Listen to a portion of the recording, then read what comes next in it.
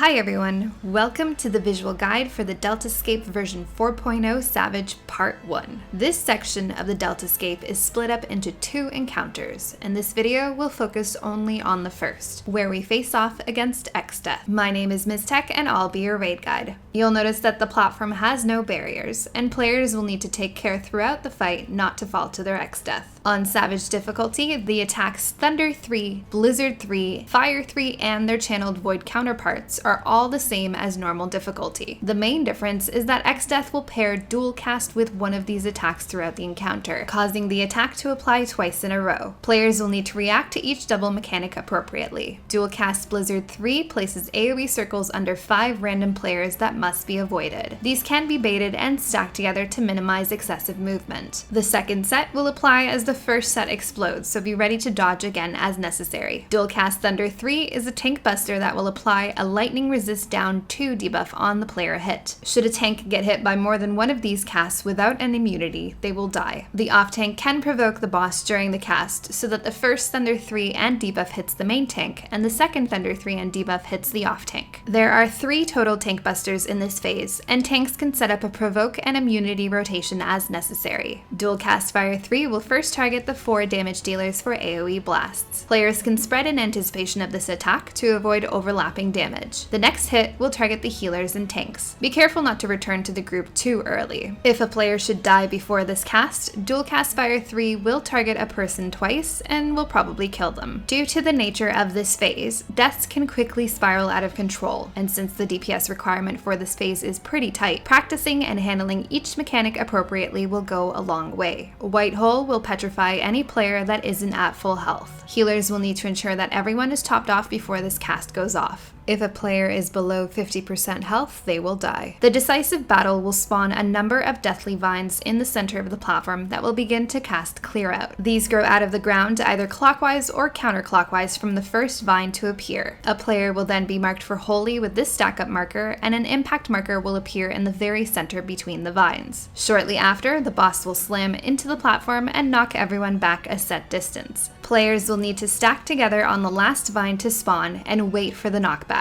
Since they are already stacked, they'll be able to easily share the holy damage during this knockback. As soon as this happens, the vines will begin their clear out slams in the order that they spawned, and Exdeath will attempt to zombify anyone in front of him. To avoid all of this, once holy damage goes off, players can begin to move around the platform in the safe areas left behind by the vines as they disappear. You are essentially following behind the wave of clearouts as you dodge Exdeath's breath. Next up, a tank, a healer, and a DPS player will be targeted for flare. To facilitate spreading appropriately, we have each affected player run to an assigned waypoint, while everyone else hangs around in between. Heal through this damage as necessary. When Exdeath returns, he will spawn on a random player, and players should pre-position themselves to ensure he appears on the edge of the platform. You want as much room to work with for the upcoming set of mechanics. Exdeath will immediately channel from the Void and cast either Fire 3, Thunder 3, or Blizzard 3. Again, the Void versions of these abilities are the same as normal and should be handled appropriately. Players should know that Pyretic from Fire 3 does a considerable more amount of damage on Savage, and players should be extra careful not to move or attack at all. Vacuum Wave will knock back all players a pretty far set distance from the boss. Be sure to stand in melee range with your back to the center of the platform to avoid getting knocked off. This is immediately followed by another White Hole. Players need to make sure everyone is topped off before the cast goes off. This can be a bit difficult since players are running back in after the knockback, so remember to stack together to facilitate healing. Black Hole will do raid-wide damage, afflict all players with an HP penalty debuff, and spawn a number of black holes around the platform. 4 of these black holes will tether to the tanks and healers and begin to move towards them. Getting hit by or running into any black holes will kill you. Affected players will need to kite their black holes around the platform, making sure to avoid the stationary black holes at the same time. All other players need to ensure they're not in the path of any of these moving black holes. To facilitate this, we assign tethered players to move in a specific direction from a specific starting point. This allows everyone to be sufficiently spread for the upcoming mechanics. During this time, the boss will also cast DUALCAST Fire 3, and then target a healer for the holy stack-up marker. Fire 3 will first target the damage dealers and then the healers and tanks. so players need to ensure they're spread as necessary before meeting in the middle to stack for holy damage after the second Fire 3 attack. The black holes will disappear around this time as well. Immediately after is another white hole cast, and healers will need to make sure everyone is at full HP coming out of that holy. Next, another dual cast Thunder 3, tank swap or immunity through both casts. Meteor will do very high raid-wide damage. Cooldown, shield, and heal through this as necessary. Another decisive battle, and players will need to identify the first deathly vine to spawn and the order for clear out. They'll stack on the last vine, wait for the collision knockback, share holy, and then move in the direction of the wave of clearouts to avoid Exdeath zombie breath. Separate your flare markers appropriately and heal through that damage. Next up is another Void Channel Fire 3, Thunder 3, or Blizzard 3, and players will need to react accordingly. Immediately after, players will need to avoid getting knocked off the platform by Vacuum Wave by positioning on the boss appropriately. Next up is another White Hole, and healers will need to ensure everyone is topped off going into the cast. Another black hole spawn, and tethered players will need to kite their black holes around the platform. During this time, players will instead have to avoid dual cast Blizzard 3 circles and spread their flare markers as far as possible while continuing to dodge the black holes. Immediately after, another white hole cast will happen, and healers will again need to ensure everyone is healed to full. Next is another dual cast Thunder 3, tank swap or immunity your way through both hits. Lastly, there is one more meteor cast to heal through. If the boss is below 60% HP, congratulations, you've succeeded and gained access to the next part of the encounter. If he isn't, he'll wipe the group